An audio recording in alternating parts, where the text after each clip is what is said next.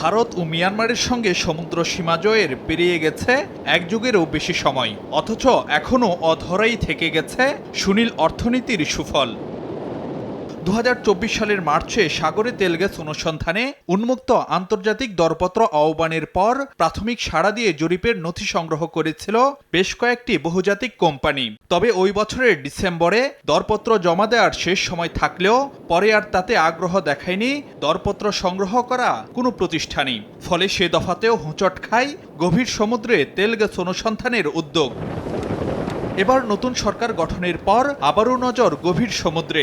এর মধ্যে বৃহস্পতিবার offshore model production sharing contract বা উৎপাদন বন্টন চুক্তির খসড়ায় নীতিগত অনুমোদন দিয়েছে মন্ত্রিসভা কমিটি।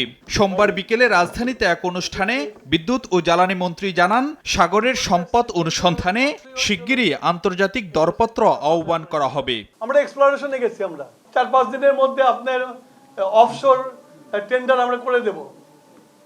আমাদের জয়েন্ট ভেঞ্চার করতে হবে।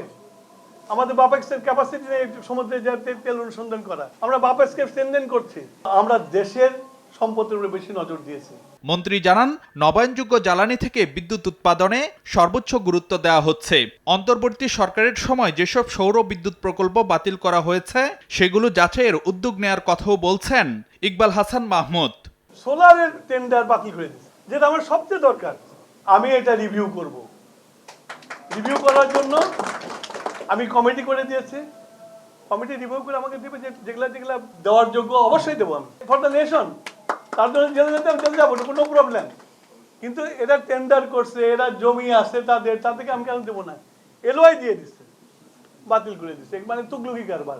মন্ত্রী জানান, জ্বালানি খাতে আমদানি নির্ভরতা কমানো ও সাশ্রয়ী দামে গ্রাহককে বিদ্যুৎ দেয়ই সরকারের লক্ষ্য। ফারুক ভিয়া, রবিন, সময় সংবাদ, ঢাকা।